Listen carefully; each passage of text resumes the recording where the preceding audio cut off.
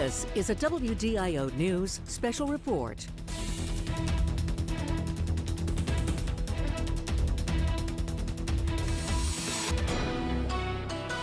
We described as a long, dark winter 15 months ago. I'm joined today by very familiar faces. Commissioner of Minnesota Department of Health, Jen Malcolm, will be with you after I brief a little bit, and the Commissioner of the Department of Employment and Economic Development, Steve Grove, will be with you. I would note that there is a whole team of folks over these last 15 months as we've stood in front of you and tried to make sure that we got you as much information possible to keep you, your families, and our state safe. There's been a lot of these briefings that have been painful. They have included a lot of tough decisions and a lot of very challenging impacts on your families, both health-wise, emotionally, and certainly economically, too. The teams across state government, our private sector partners, and I especially want to say a thank you to those frontline health workers who have been there, child care providers, folks who processed our food or served worked at the grocery stores, so many, and then to you, Minnesotans. It's been a long journey, but we did the things that needed to be done, and today we want to talk about where we're at. And as all Minnesotans know, the job's not done till it's done, but the plan to finish it is on us now. We've got the opportunity, and we want to just take a few minutes to walk through that. First of all, our goal when we first started talking back in March was to balance safety, our well-being, and our livelihoods. That meant making those hard decisions, but understanding that public health is dependent on each and every one of us making good decisions that impact our neighbors in a positive way also. It also meant understanding that there was going to be economic hits to certain industries, making sure that we were providing the support for them, making sure that there was economic incentives there, and that we were trying to make sure we brought everyone through this. We, at the beginning of this pandemic, knew very little about this new respiratory disease. The modeling was a little bit wide because we hadn't seen a lot of things that were out there. But we knew early on, like every respiratory disease, if you could stop that interactions with folks, if you could do things like masking and social distancing, and if you could limit unpredictable gatherings of people outside their immediate family, you had an opportunity to slow it. But we knew all along. Back in March and April of last year, I used a statement where I said our only vaccine is our ability to social distance and mitigate. That is no longer true. And because of what you've done, you put us in a better spot than a lot of other folks. We rank near the top as far as testing, as far as cases that we have, in the lowest. And the one that matters the most is the fewest deaths amongst all of the states and states of any size. Minnesota does incredibly well on that. That's because of all of that hard work of all of those groups involved. We also made it a commitment during this time that we'd take care of our own. This is a state that takes care of their own. Recently, with data from the Census Bureau around a whole spectrum of things, Minnesota kids fared better than in any other state. Minnesota's first in the nation in COVID vaccination and distribution of this. That was incredible hard work among state employees, private sector, nonprofits, faith-based groups, getting into every corner of the state. I want to be very clear about this. That work continues, and that work is now even harder. We're moving from large community vaccination sites to literally door to door. So now is the time for us to get there. And when it came time to trying to figure out who had COVID and what we needed to do, we've led the nation since the beginning in COVID testing. And here's the one that I'm most proud of. Some of you have seen this map. When they go out and ask folks, are you likely to get the vaccine? The purple color means the highest amount, ranging above 90%. Minnesota has the highest uptake, and we have the highest desire to get this. We can continue to get this vaccine, and every one of those doses protects not only you or the person getting the shot, it protects the neighbor, the community, and returns us to normal. So Minnesotans, you're going to hear us continue to say this. We've got a little ways to go, and the path out of this is getting to every one of those communities. So as you're thinking about this, think about the pitch you're going to make to your uncle who says he doesn't need to get the vaccine. Those of you who are out there who are concerned for health reasons, talk to your doctor. And like me, what I'm doing right now with one of those young folks that fall between 12 and 15, talking to our pediatrician and making arrangements when we have the capacity and we get the authorization to give the doses to our children. Let's get them done and protect them. It's critically important. And we can do that all right now. The state of Minnesota has the capacity. The state of Minnesota is delivering them faster than anybody. And this week, the federal government has given flexibility for states that are doing a really good job to request more doses if they can figure out how to get it out. And I'd like to note, amongst this vaccination piece, and we'll talk a little bit, here's what it did.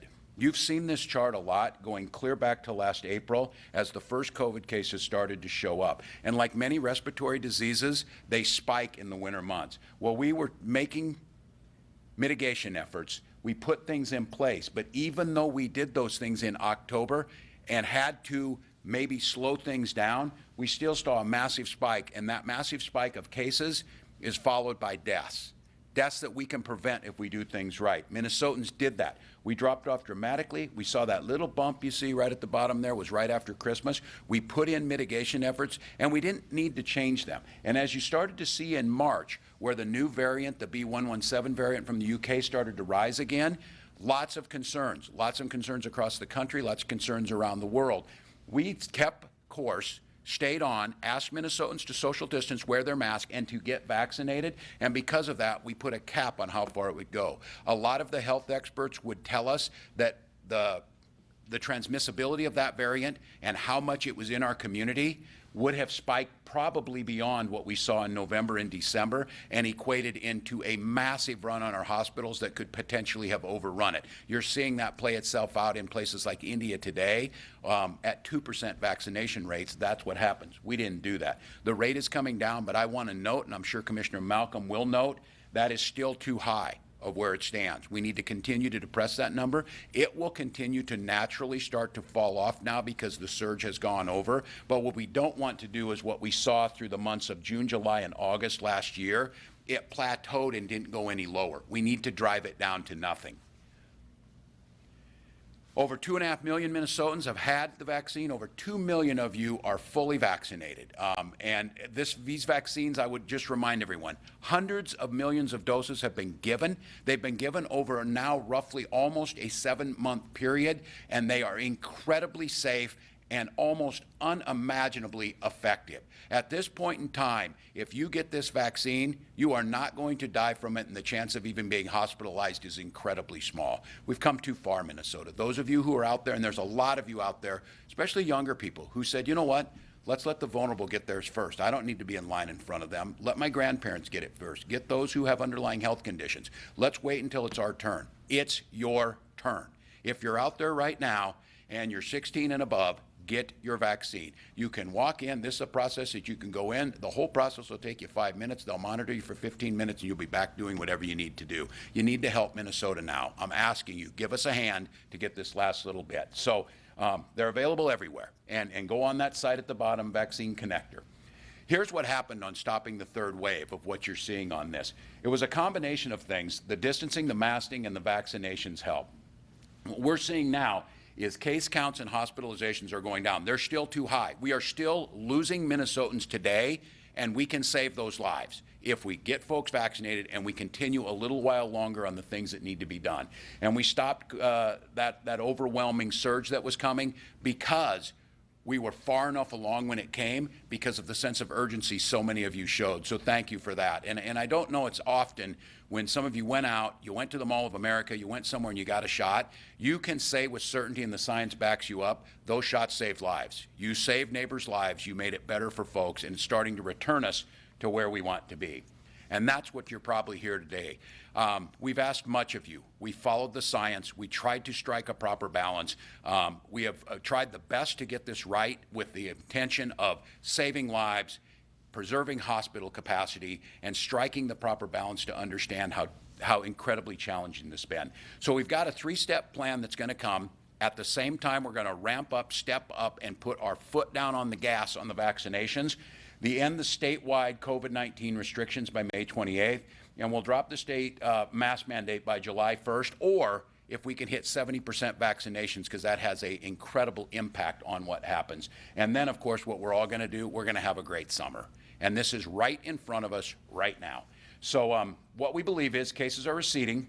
We've protected our healthcare capacity. Our vaccine progress continues to be the best in the nation, and we're relentless around it. And I want to make note of this.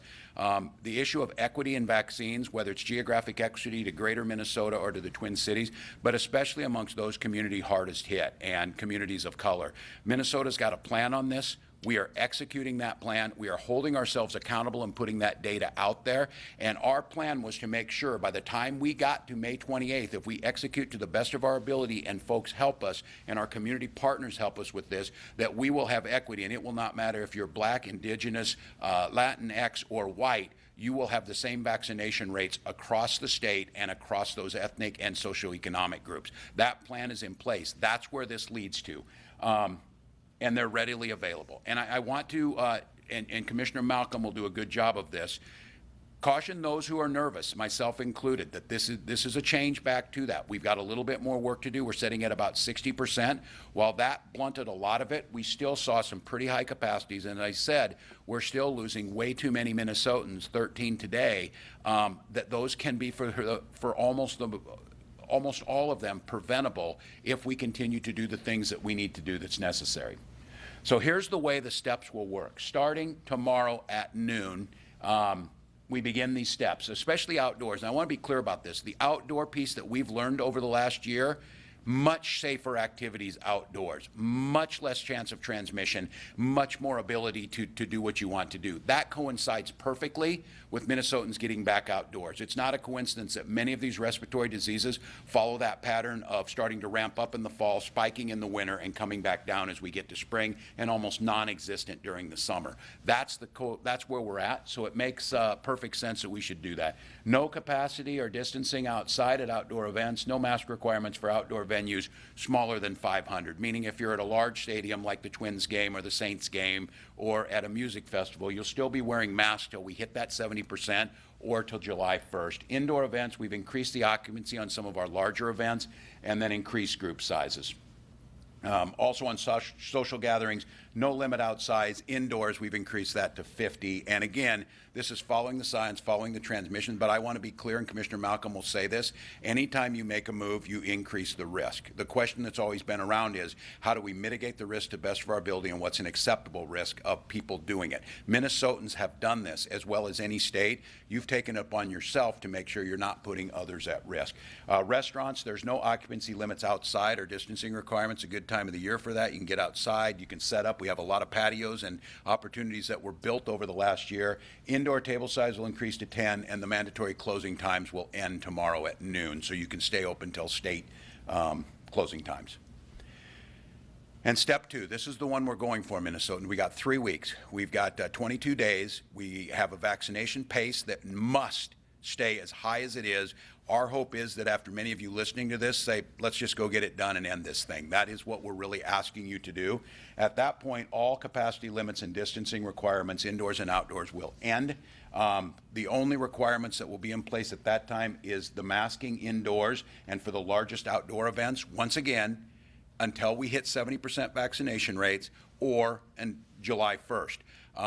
At the doses that we could get from the federal government, and at a pace that we were at about a month ago, obviously the universe of folks who aren't vaccinated is shrinking, so it becomes a little harder. But we have the doses that we can get this done just as quickly as possible if Minnesotans are willing to get out there and get it done. And businesses continue to have limited plans in place, and Commissioner Grove will talk about this. Please expect that a lot of businesses, whether it be on airlines or whether it be large department stores, grocery stores and things, none of what we're doing here prohibits them from putting things into place, or local entities. If a city or a county or a school district wants to do those things because they know their situation well, they're allowed to do that. But the business limit plans, these plans have been in place since last June. There's no new added requirements to them, but key consumer protections are still will remain in place just till we get to the end of this.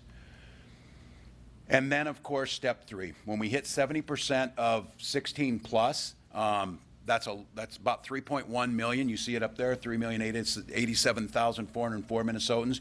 The statewide mask mandate will end. Many of you will choose to continue to wear them. Many have told me it's first year in a long time they never got a cold.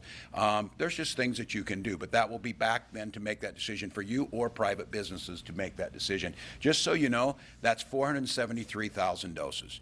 Do the math. We can do this. We've had days, and Commissioner Malcolm will tell you this, when we were at our peak, where we can vaccinate an awful lot of people, and we can do it awfully fast. I would like us, again, to maybe see the website get a little bit overwhelmed here, to see some of you who said, I kind of been waiting or whatever. Let's just hammer this thing out. It's 473, and then, just for the rest of you, this will be ongoing. I think it looks like now, and I can't speak with certainty on this, but it looks like there'll probably be booster shots into the future, but it won't be this. It'll be like how you get your flu shot, and those will be organized. You might do it on your yearly checkup with your doctor, or there may be flu clinics and COVID clinics set up where we can get folks vaccinated. And again, those local jurisdictions can still make their own decisions. And here we go. We've got, we're ready to go. You need to get your shot. Keeping in mind our little ones still aren't there yet, and we'll talk about this. Just because the school year coincides so closely with this, our safe learning plans that puts most of these decisions in the hand of local officials will continue on with them. Well over 90% of our students are back in in-person learning, but we'll continue this out. Most schools will end that first week of June, and then at that point in time, the safe learning plan will expire, and we'll talk about what we're doing with summer school and into the fall. That gives us an opportunity to get these little ones tested. Just as a side note, the 12 to 15 age group, that consists of about 284,000 young Minnesotans. 70% of that is about 200,000. We can have the doses to get them done. Again, I encourage parents to talk to their pediatricians. We anticipate maybe many of these shots will be given in doctor's offices or at clinics, wherever you feel most comfortable with your children, or we'll have the opportunity to make them available at state sites. We don't have that authorization yet. We anticipate maybe in the next week or two that may be coming, but we need to start planning about them. But just be smart and know that our little ones aren't there yet. We know we had a tragedy here a week ago where we lost a beautiful, sweet little first grader in this. While rare, it still happens, and no family should have to go through that. We have the capacity to really help them. And then get to the lake. This is where we're at. These things I hope some of you are noticing. May 28th puts it before Memorial Day weekend. That's going to be an important date for many of us. It's going to be a time to reflect on those we lost this year. It's going to be a time to reflect on those heroes who sacrificed, as we said in the beginning, whether they were public health officials that were out there, frontline healthcare workers, frontline food service workers. It's a pretty important time because we take that weekend to remember those who are willing to raise their hand and give their life in protection of democracy of this country. A lot of times this year, that's exactly what we were asking people to do in the line of a pandemic that we knew very little about and that was incredibly dangerous. So Memorial Day should be a special time here, a time of reflection, and a time, again, over these next 3 weeks, that we return to normalcy. So our path forward is pretty clear. Minnesota now, the next 3 weeks, really, it's on you to get the vaccines. It's on you to talk to your neighbors. It's on you to talk to your doctors. We have them available. They're out there. Every single one who gets that pushes us further. And I want to be clear on so many of these things. This is just the floor. I think the health officials would like to see us, as this continues on, to continue to push that number from 70, probably closer to 80 or 85. When it comes to things like measles, we have 92% of people on that, and we still see some outbreaks around that. So it's important for us to continue to just keep bumping up. But over the next 21 days, it's really our goal to move from 60 to 70% of vaccinations, which will have a dramatic impact, and the modeling shows this, dropping off on hospitalizations, dropping off on deaths, and dropping off on the community spread. So never been easier. I'm going to keep harping on this. I know you're sick of seeing me in particular on this. The way to not see me anymore is get a vaccine and end this thing. That's what we need to do. And those of you who have been hesitant on this and you're looking forward to it and you've been frustrated and you think I've gotten this wrong, get the vaccine to make sure you're around next November. Then you can cast that vote. This is your time. Don't blow this now. We've got the chance to get there. And every Minnesotan's going to get this done and get it together. So roll up your sleeves, Minnesota. This is a great day. There's been many of these days that have been very difficult, but you've listened. You've taken them in heart. You looked out for your neighbor. We took care of our own. And now we're on those final mile or so of this marathon. Let's win this thing. Let's end this strong. Let's recognize that there's still much more work to do. But I also think today, pause for a minute. We're here. We're here, we're here, we're here. We're going to have a summer where it's just the simple pleasures will be back again. And with that, to always keep me grounded, to keep me informed, and to make sure that Minnesotans have the very best health advice for them, Commissioner Malcolm.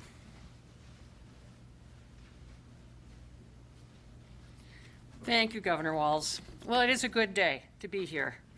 You know, it was 14 months ago to the day that we gathered up at the Capitol in the press briefing room to announce Minnesota's first confirmed case of what we then called novel coronavirus.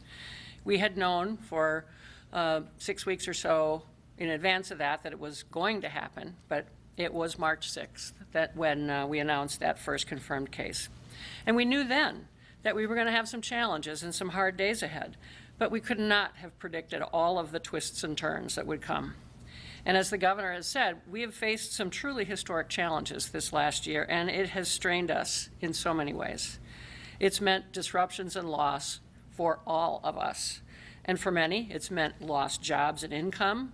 For so many, it meant disrupted school years and family plans. For way too many, it brought frightening new health problems, and for far too many, it meant the loss of beloved family members, friends, and coworkers. I think that's probably true of most people by this time, that you know somebody who's been deeply affected by COVID-19. We've had to learn to work differently and to consider in a new light things that we have taken for granted for so long. And this is a good day to share the positive news about the plans ahead and the path forward to increasing connectivity and normalcy. But as the governor has said, and I will say more in a minute, we do still have some work ahead to ensure that Minnesotans can make well-informed decisions and to make sure that we can get all Minnesotans protected. And it's a day to say thank you, as the governor has been doing. And I want to thank the governor as well for the very thoughtful approach he's taken, not just to today's announcement, but really throughout this pandemic. No governor's ever has an easy job, but to make these tough decisions and to try to get it right in the middle of an unprecedented pandemic is a pressure I can't imagine, even though I have observed it and shared some of it. But it's been apparent throughout this response that the governor takes very seriously that idea that he just described, the balance between health, economy, and societal well-being in that Venn diagram that you've seen many times over this last year. And striking that balance is incredibly difficult.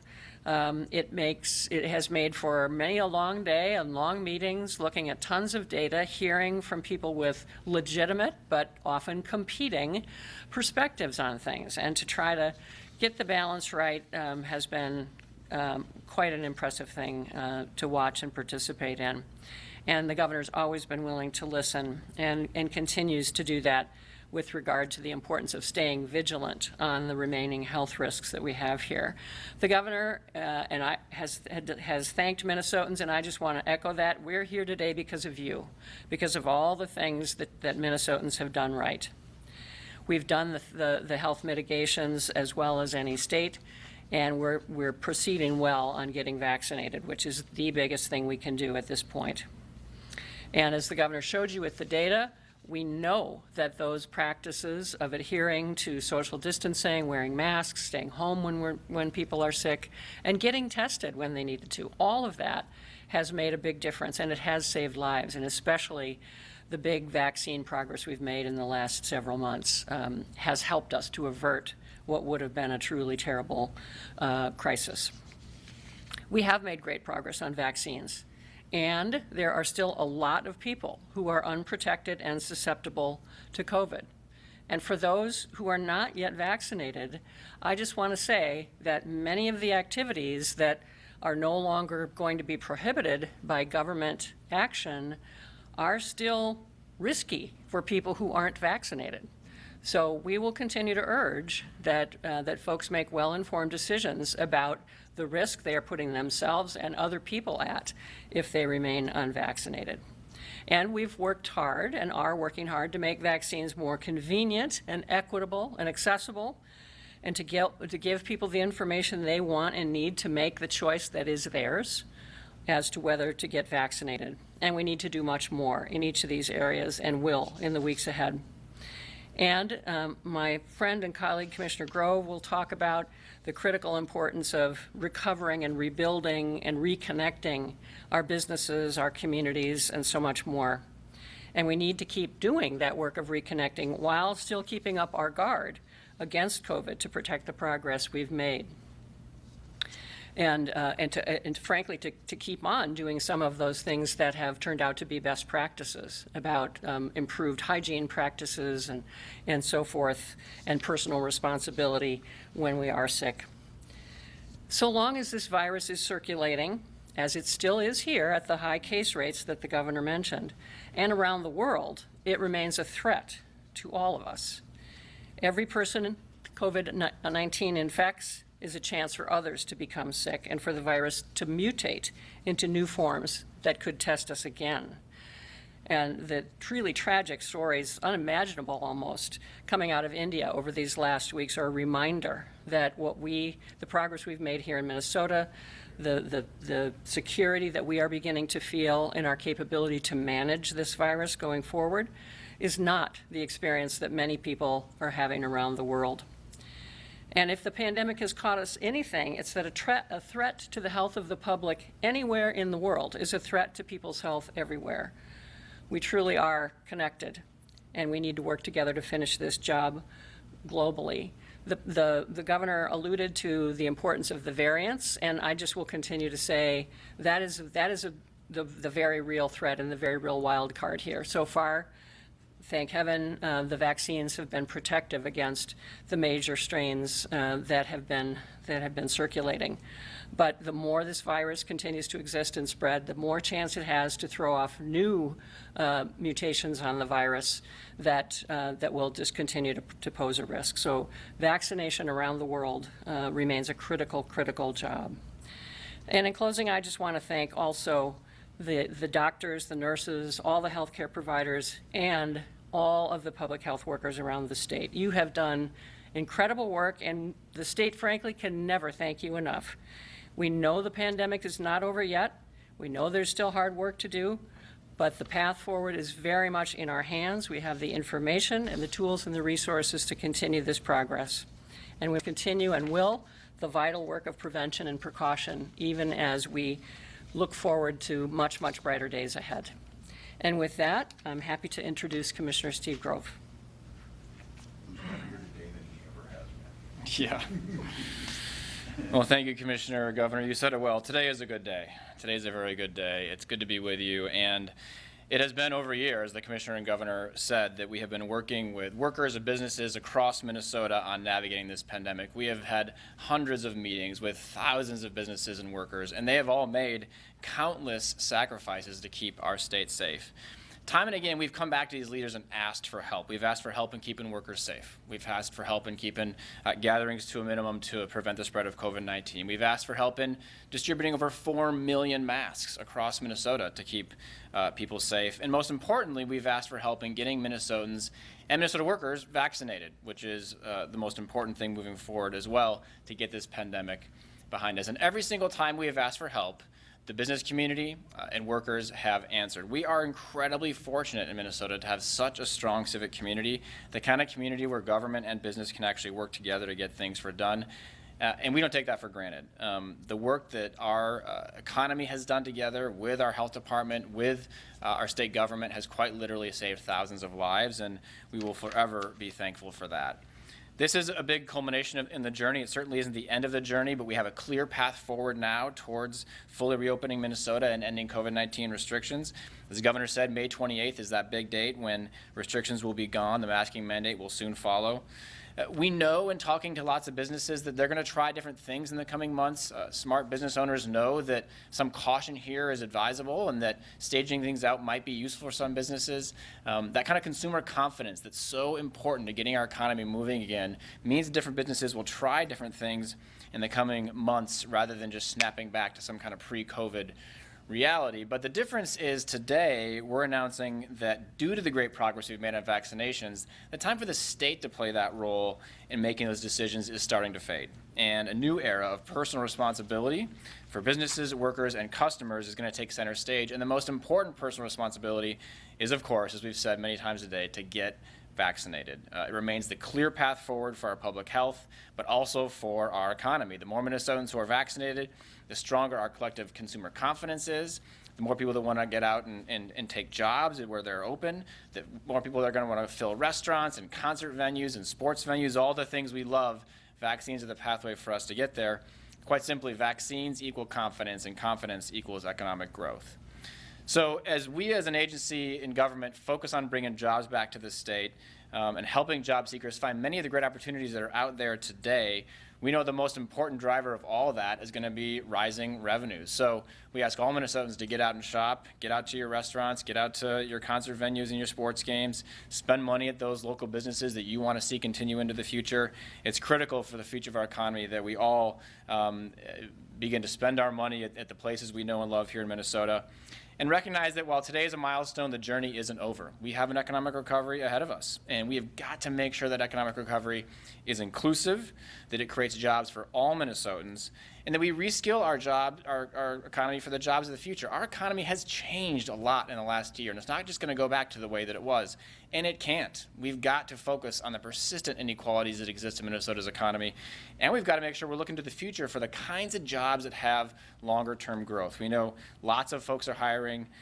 We know that at our department we're focusing every day on connecting workers with those jobs. We think if we work together, as we have throughout this entire pandemic, we can have a great economic recovery ahead of us as one Minnesota. So thanks, everyone, and Governor, back to you. Well, well said, Commissioner. And there's two here. There's countless others, and I just can't say it enough. We all did this together, Minnesota. I've been surrounded by incredible people, incredible talent of trying to weigh out the data that's out there, from health data to the well-being, as we said, to the economic data. Too many to name, but I am going to name one. Every week I look at all of the data that's coming in, all of the health data that's collated, all of these people, epidemiologists, economists putting things in, and then I look at what all the other states are doing. How are they managing this? What are they putting in? And there's somebody that has to collate all that and put it into a workable place so that I can look at that and try and digest it. So I'm going to give a personal thank you to Patrick Tanis, the incredible work that's done in our office as kind of being the center point across this. And here we go, Minnesotans.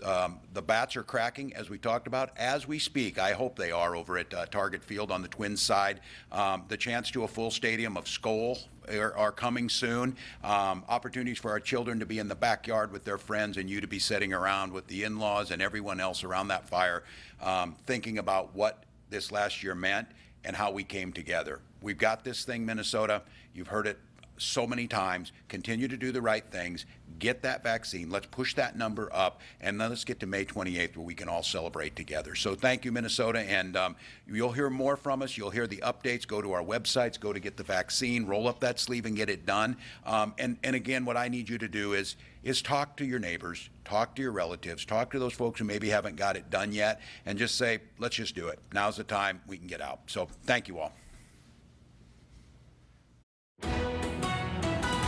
This has been a WDIO News Special Report.